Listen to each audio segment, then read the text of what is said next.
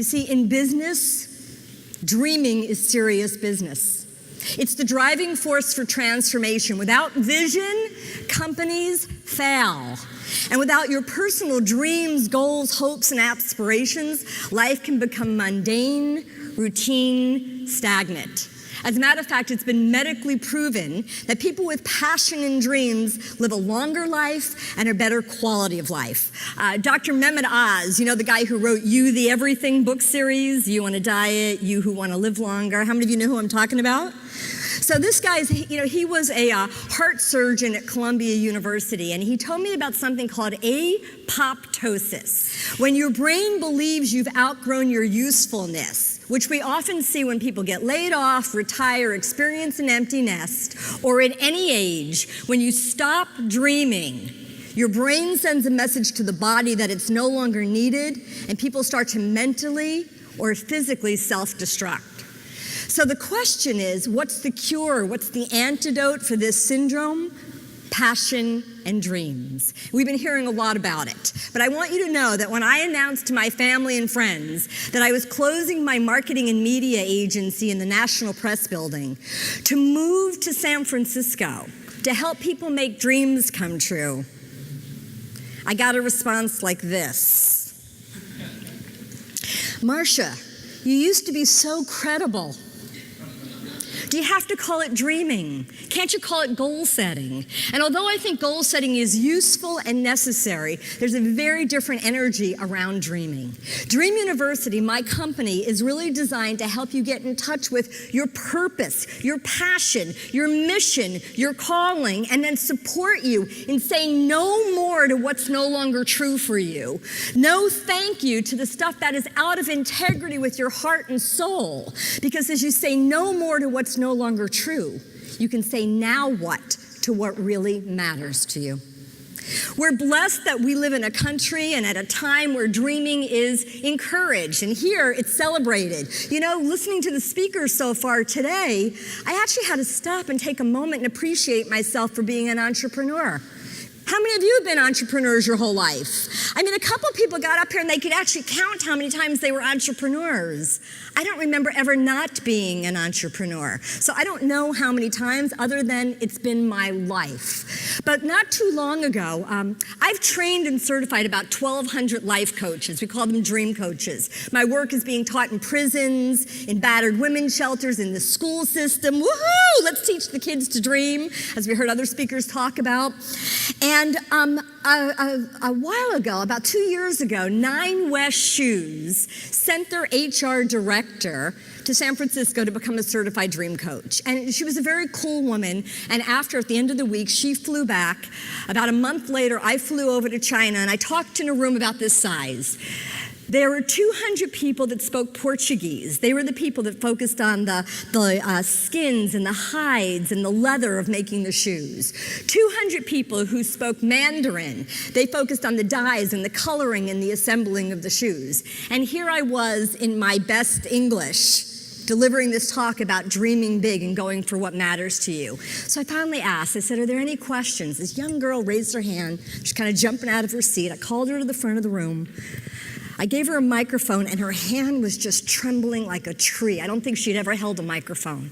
She said to me, and to the room full of people, no one ever told me I could dream. No one ever told me I could dream. She said, people told me to be a good girl. They told me to work really hard. They told me to get good grades. They told me to be quiet. They told me that a lot, she said. She said, but now that you've told me that my dreams matter, I'm going to tell everyone that I know. And I thought about it later. Like, on one hand, my heart leaped for her. Aha, another future potential entrepreneur. And on another hand, I got a little nervous for her because it is a communist country.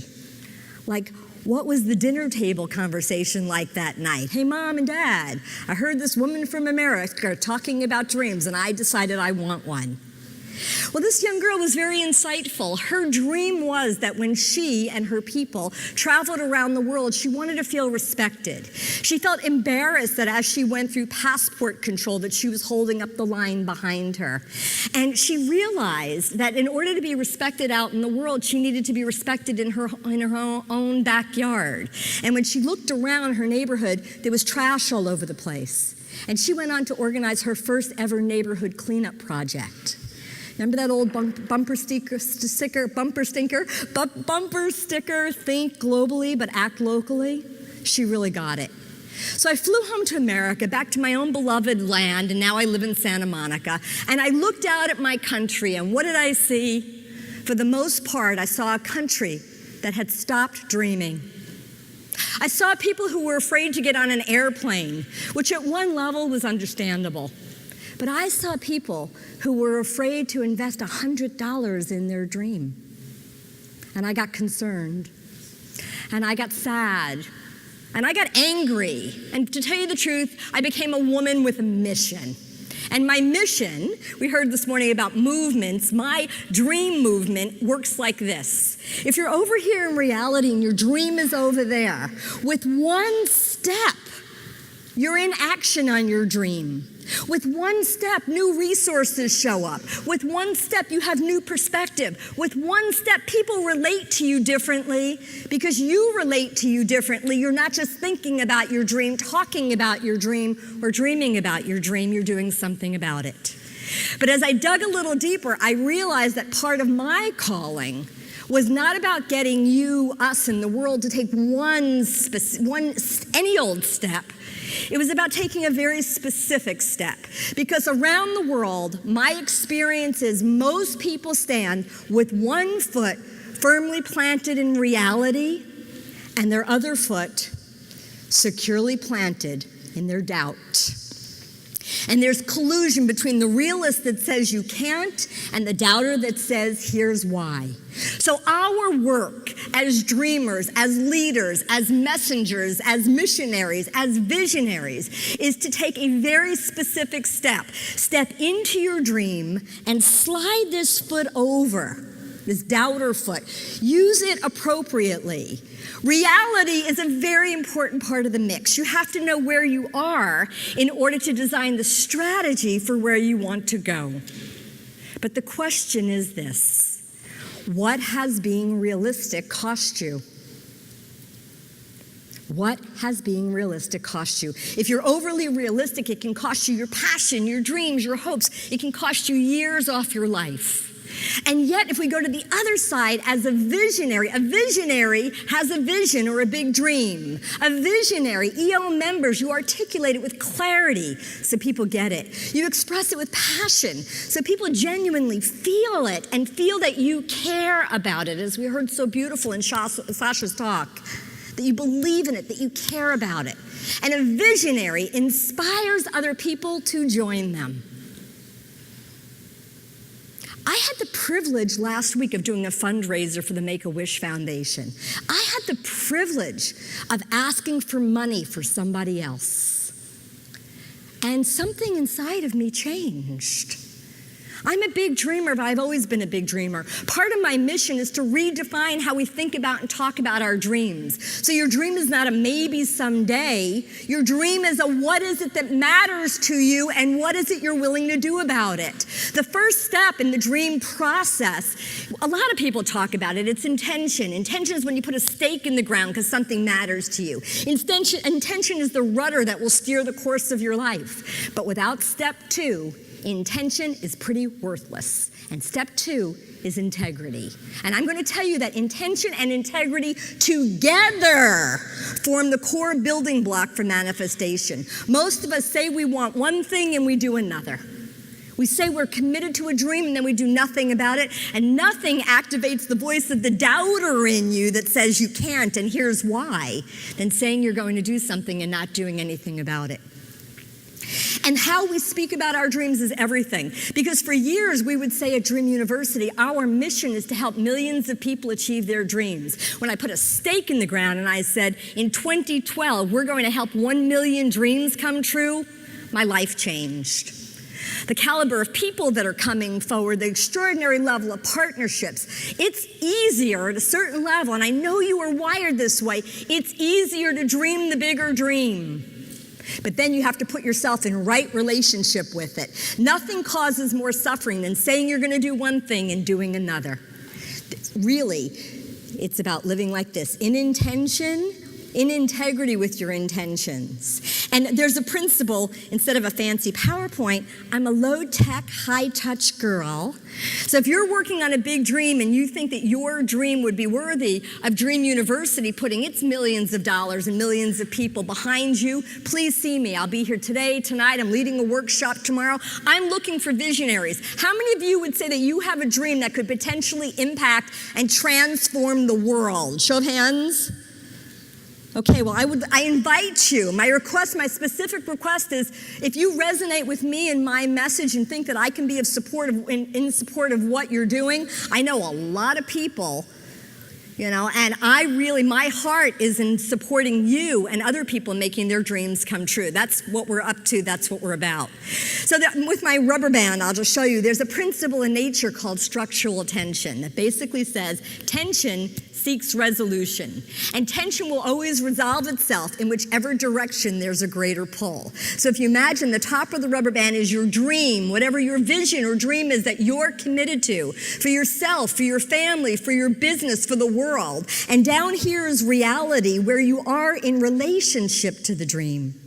Whichever one you're more committed to is the direction your life will move. More committed to your dream, you'll move toward your dream. More committed to your reality, what most people do is compromise their dreams down. That doubter voice comes in and says, you're too old, you're too young, you don't have the time, it's all been done before, never mind. Big dreamers, visionaries, EO members have a dream. You let reality do what it does. It's called good days and bad days. You demonstrate you're more committed to your dream than to any doubt, fear, or reality through the action that you're taking. You be highly intentional, make every conversation count. Inspire people by articulating your dream with clarity so people get what it is, with passion so they get that you're serious about it. And then make specific requests. Make it easy for people to say yes. And don't kill off somebody as a possibility just because you don't like how they look or you have a sense that they might not get it. Imagine if you could talk to anyone, anytime, any place about your dream in a way that touched or inspired their lives. I know this, if you haven't dealt with your own doubt, and if you can come tomorrow, I'll teach you. I've spent 30 years putting together a doubt removal system, the doubter is not the enemy. It will give you your list of obstacles, and all obstacles are either a limiting belief or something that requires a strategy. Very powerful when you actually dissect it and see that sometimes you're the one that's sabotaging your dream by 3 little words, but what if? But what if I go for it and it's a bad idea? But what if the economy tanks? But what if other people are right? Don't look in your checkbook for evidence of whether or not your dream is a good idea. Look in your heart. Can you believe in your dream, not because there's promises, guarantees, or assurances, but rather because it matters to you, and then prove that it matters to you by putting a stake in the ground and taking action on it? If you have not dealt with your own doubt and you meet another doubter on the road, their doubt will magnify yours. But if you've dealt with your own doubt, not out of fear, but out of, okay, it has wisdom and insight for me. If you've dealt with your own doubt, you meet another doubt on the road, by contrast, it becomes the opportunity to deepen your commitment and your conviction to your dream. And those of us that think we have obstacles and issues and monies and la-di-da. Last story I'll just finish with. I was giving a talk in Portland, Oregon, and a young man came up to me. He was very tall, very unusual, and he said to me, "Thank you for your talk today. It really touched my heart. I'm a long way from home." And I said, "Oh, you're a traveler." I travel a lot too. He said, "Well, this might be a little different. You see, this is the first Sunday of my life that I've ever been outside of my tribe." I stopped what I was doing. I looked up at him. I said, "Your tribe, who are you? Where are you from?" He said, "I'm from Kenya, Africa, and I'm part of the Maasai warrior tribe." okay, well, what are you doing in Portland? He said, when I was very young, I became ill. And my mother took me to a medical clinic. And I saw the doctor, and the doctor made me all better. And from that day forward, my dream was to become a doctor. But it was impossible. There was no training available, and you didn't leave the tribe. It just wasn't done. He said, I kept the dream alive in my heart, just like you talked about, Marcia. I shared the dream with everyone, and everyone, including, especially my own family, told me that it was a fantasy and to forget about it. He said, I never forgot about it. I kept it alive in my heart. And recently, around my 18th birthday, a visitor came from your country to mine. Turned out that he was a writer for the Washington Post. He interviewed me. He wrote my story. In a matter of weeks, a couple in Portland happened to read it. In a matter of months, I was invited to apply for undergraduate work, and I was accepted at the University of Portland. I looked at him. I said, that must have been the happiest day of your life. He said, it was the worst. Because even though I was being handed this extraordinary gift, this incredible opportunity, my family had no resources. They didn't have the money to pay for me to go off to America to follow a dream of becoming a doctor. He said it absolutely looked like there was no hope. And I did the only thing that I knew was left to do. I got on my hands and knees and I prayed for a miracle. And Marcia, that's what I got. 4 families came forward. Each one made a contribution 1 year apiece to feed me, to house me, to buy my books, to love me and be my family while I was so far from home. Well, I was a puddle. I mean, I was just so inspired. I was just a puddle. And what he said next stayed with me always. He said, you know, it wasn't until today when I heard you speak so passionately about dreams that I got really clear about what I need to do. I need to become a doctor. Of course, that's my dream. And then I must go home. I must go back to my tribe and be an example that no dream is impossible when we gather together, literally as a tribe. For me, that's what this feels like. We gather together with our dreams, our hopes, our fears, our doubts, our needs, our aspirations, our crazy ideas. We come together, and my hope is that the rest of the time you're here, you'll say to each other, what is your dream and how can I help you? And the last thing that I'll say before I get off the stage is this. It's never been a better time to go for your dreams. The naysayers would say, no, it's a time to be realistic. Look at the news, look in your checkbook, look at the stock market. It's a time to hunker down and be realistic. They're wrong. And we know it. You invested your time and money, so did I, to be here, because we know that it's never been a better or more important time. So what I want you to know from my heart to yours is your dreams matter.